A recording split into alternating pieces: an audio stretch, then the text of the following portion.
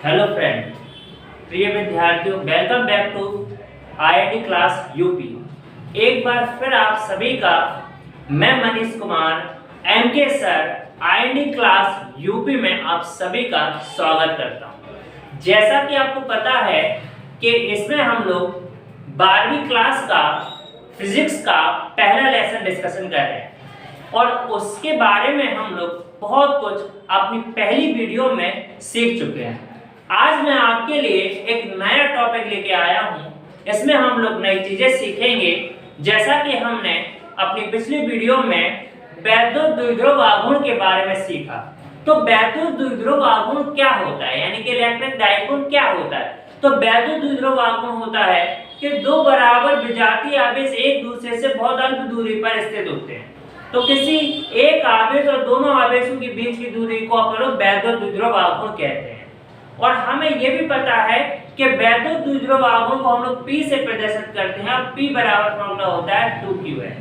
और इस आधार पर हमने आपको बताया था कि हम वैद्युत द्विध्रुव आघूर्ण के आधार पर अक्षीय और निरक्षीय स्थिति में वैद्युत क्षेत्र की तीव्रता के लिए सूत्र स्थापित करते हैं। जैसा कि हम पिछली वीडियो में अक्षीय स्थिति में वैद्युत क्षेत्र की तीव्रता के लिए सूत्र स्थापित कर चुके हैं। आज हम लोग पढ़ते हैं कि वैद्युत द्विध्रुव आघूर्ण के कारण निरक्षीय स्थिति, और निरक्षीय स्थिति को बेटा अनुप्रस्थ स्थिति भी कहा जाता है।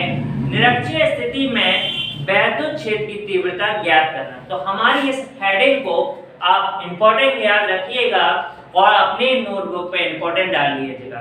तो बेटा आज का हम लोग आगाज करते हैं और आगाज करने के लिए मेरा सबसे पसंदीदा आगाज, वो आपको नारा याद होगा कि हो गया आगाज रण का, अब युग बदलने की है तैयारी और जीत उसी की होगी जिसका संघर्ष है जारी।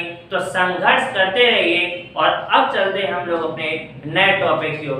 तो नया टॉपिक, नई हेडिंग का नाम है वैद्युत द्विध्रुव आघूर्ण के कारण अक्षीय स्थिति। अब हम लोग निरक्षीय स्थिति के बारे में पढ़ेंगे। तो निरक्षीय स्थिति में वैद्युत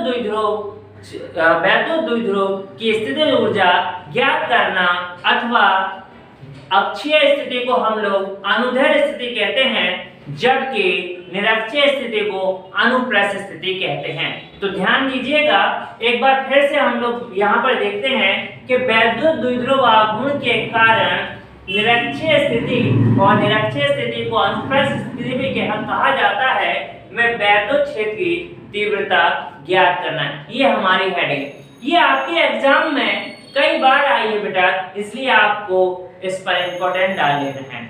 ये क्या होता है बेटा कि माना ए भी एक वैद्युत द्विध्रुव आघूर्ण है। जैसा कि हमने पहले भी पढ़ा था कि ए भी एक क्या है, वैद्युत द्विध्रुव आघूर्ण है, जो +Q और -Q आवेशों से मिलकर बना है। दो आवेशों से मिलकर बना होता है। याद रखिएगा, दोनों अलग अलग आवेश होंगे, कोई भी समान आवेश नहीं होता है। तो हमारे पास ये भी एक द्विध्रुव आघूर्ण है जो +Q और -Q आवेशों से मिलकर बना है और जिसकी बीच की दूरी 2L है। तो इसके मूल बिंदु O से r दूरी पर लंबवत दिशा में, या इस बात को नोट करना बेटा, लंबवत अक्ष पर लंबवत दिशा में, क्योंकि इससे पहले जो अक्षीय स्थिति हुई थी वो समांतर अक्ष पर हुई थी और ये जो वैल्यू होगी प्रूफ, ये निरक्षीय स्थिति ये लंबवत अक्ष पर होगी। तो लंबवत अक्ष पर एक बिंदु P है, r दूरी पर एक बिंदु P है, जिस पर हमें वैद्युत क्षेत्र की तीव्रता ज्ञात करना है। और इस तीव्रता के हम लोग दो घटक बनाते हैं। पहले घटक को लंबवत घटक कहा जाता है, जबकि दूसरे घटक को समांतर घटक कहा जाता है। ठीक, ये हमारे दोनों के दोनों आवेश कहाँ रखे जाते हैं, परावैद्युतांक पदार्थ कैपिटल K माध्यम में रखे जाते हैं। जैसा कि आपको पता है कि आवेशों को निर्धारित करने के लिए माध्यम की आवश्यकता होती है, ठीक उसी प्रकार इसमें हम लोग रखते हैं। इसलिए क्योंकि जब भी हमें अलग अलग माध्यम की जरूरत होगी तो इसका मान हम बदलकर इसका प्रयोग कर सकते हैं। तो ध्यान से गई समझते हैं। और पेन और नोटबुक कॉपी को एक एक चीज को आपको लिखना है। देखना, यदि आप लोग लिखेंगे और नोट्स बनाएंगे तो आपकी कॉपी में जो नोट्स बनेंगे वो आपको आगे चलकर एग्जाम में काम आए। तो मेरे साथ एक एक पॉइंट को समझते हुए चलना है, नोट करते हुए चलना है और एक भी पॉइंट को मिस नहीं करना है। तो ध्यान दीजिएगा बेटा, यहाँ पर आपका लिखा है कि माना ए बी एक द्विध्रुव आघूर्ण है। ए बी क्या है? एक द्विध्रुव आघूर्ण है जो प्लस क्यू और माइनस क्यू आवेशों से मिलकर बना है। कौन कौन से आवेश हैं? प्लस क्यू और माइनस क्यू आवेशों से मिलकर बना है और इन आवेशों के बीच की दूरी 2l है। कितनी दूरी है? 2l है। तो दोनों आवेशों के बीच की दूरी 2l है, जिसके मूल बिंदु O से स्मॉल r दूरी पर लंबवत स्थिति में, हमें इस पॉइंट को नोट करना है। किस स्थिति में? लंबवत स्थिति में एक बिंदु P है जिस पर हमें वैद्युत की तीव्रता ज्ञात करनी है। अब इस बिंदु के हम लोग घटक बनाते हैं। बिंदु P पर जो तीव्रता हम लोग प्रूफ करते हैं उसके हम लोग घटक बनाते हैं। तो हमें पता है ये दोनों आवेश परावैद्युतांक पदार्थ कैपिटल K के माध्यम में रखे हुए हैं। परावैद्युतांक पदार्थ कैपिटल K के माध्यम में रखे हुए हैं। तब बिंदु P पर तीव्रता को दो घटकों में बांटा गया है।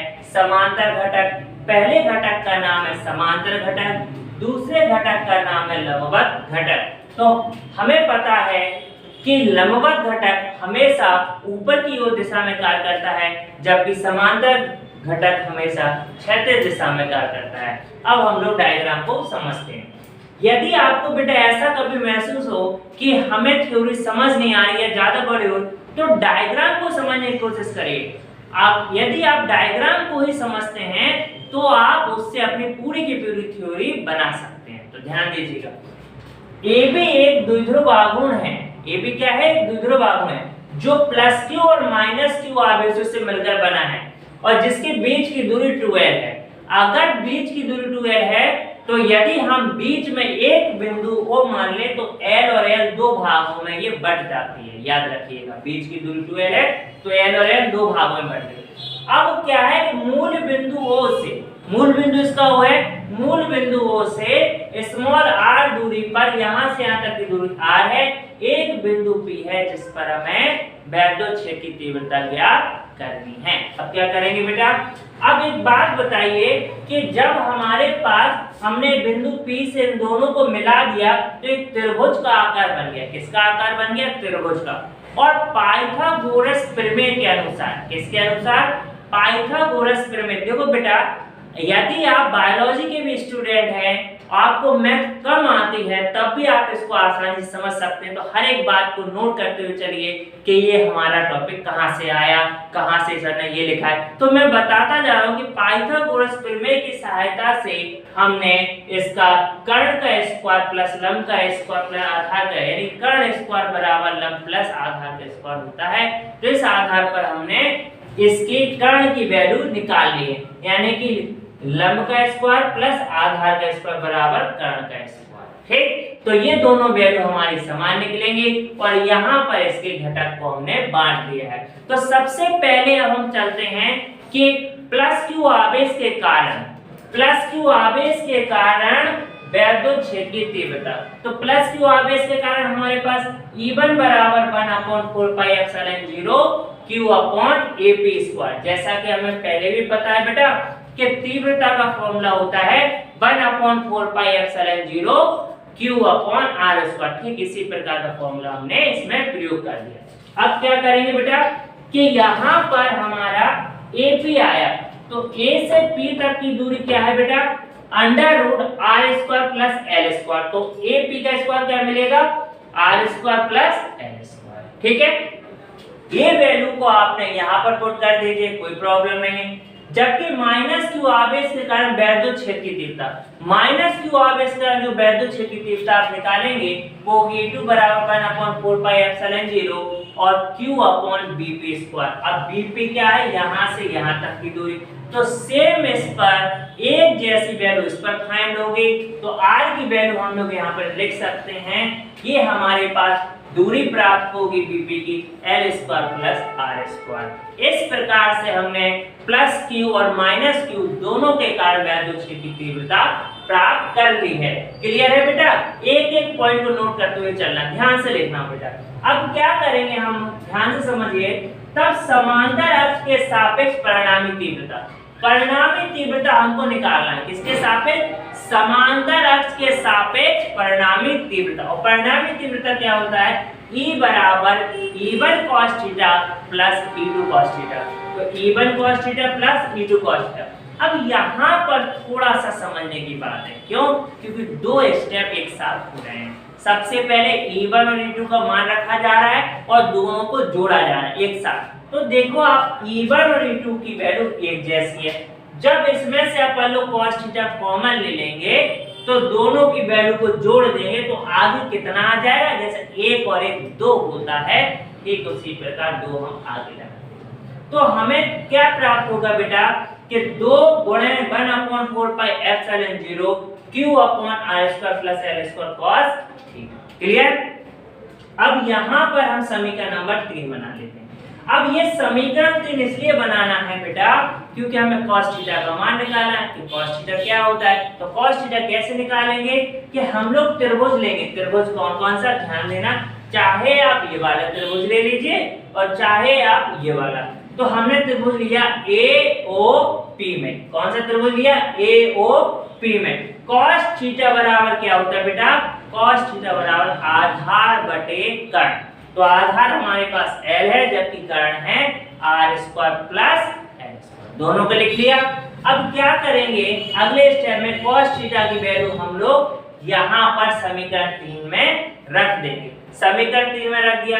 अब हमें पता है बेटा कि हमारा बनता है P बराबर होता है 2QL। तो यहाँ पर हम लोग साइड में लिख सकते हैं कि P बराबर 2QL। ये हमने साइड में लिख दिया है। यानी 2QL बराबर क्या बन जाएगा? P बन जाएगा। और देखिए R square plus L square इसकी घात है 1 और R square plus L square इसकी घात है अंडर रूट। अंडर रूट का मतलब होता है बेटा घात आधी होना। और हम सभी को पता है कि जब किसी दो चीजों का मल्टीप्लाई यानी गुणा किया जाता है तो हमेशा गुणा में घातें जुड़ती हैं। तो गुणा में घातें जोड़ देंगे तो आपके पास 1 और आधा जोड़ोगे कितना हो जाएगा सर? 1.5 हो जाएगा। तो 1.5 का मतलब क्या होता है? 3/2। तो घात कितनी हो जाएगी? 3/2। अब हमें पता है कि R is greater than L क्योंकि सर R की जो वैल्यू होती है, R का जो मान होता है वो L से कई गुना बड़ा होता है। L एक सीमित वैल्यू है और L के मान को हम लोग छोड़ सकते हैं क्योंकि जो भी वैल्यू सूक्ष्म होती है तो उसे आसानी से छोड़ा जा सकता है। क्लियर है?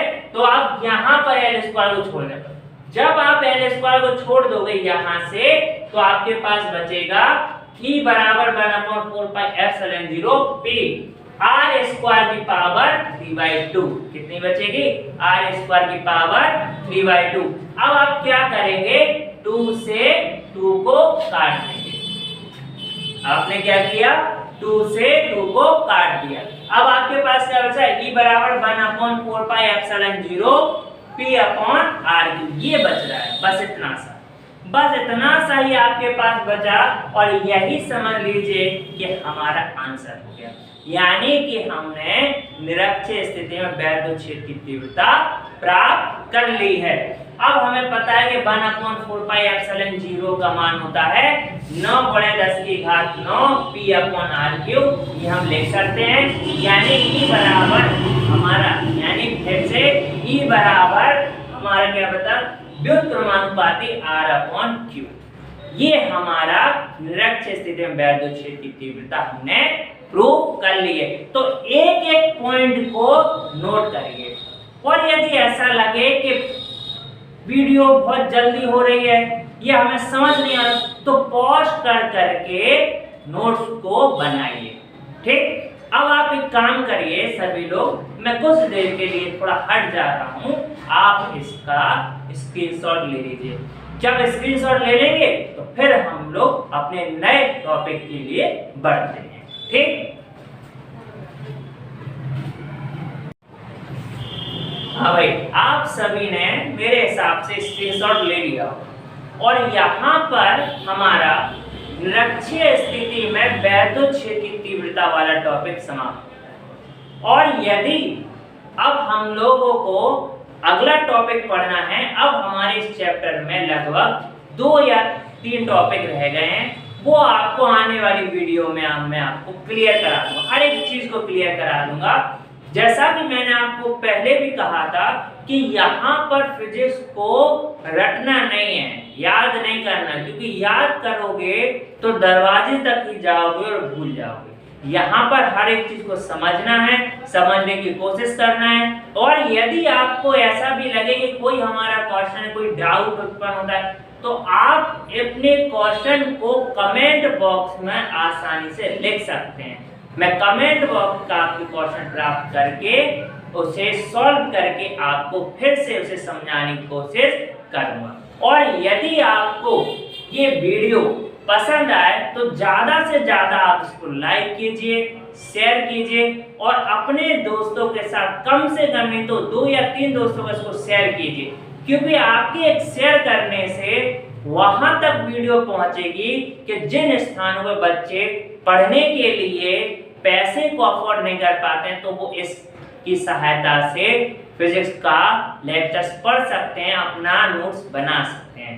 तो लाइक कीजिए, सब्सक्राइब कीजिए और हो सके तो शेयर कीजिए। सब्सक्राइब करना मत भूलिए। मिलते हैं हम लोग एक अगली नई वीडियो के साथ। स्वस्थ रहिए, देखभाल कीजिए, अपने नोट्स बनाते रहिए। जय हिंद, जय भारत।